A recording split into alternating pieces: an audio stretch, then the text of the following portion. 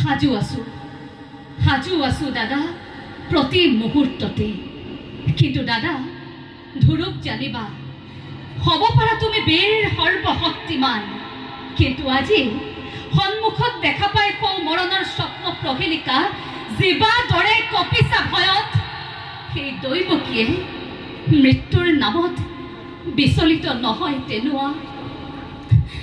হয় যদি মৃত্যু মোৰ স্বামীৰ আগত, তুমি হেন জ্যেষ্ঠ ভাতৃৰ আগত, দেৱতাৰ দান বুলি হাঁহি মুখে তাক কৰিম গ্ৰহণ। দাদা তাক হাঁহি মুখে কৰিম গ্ৰহণ।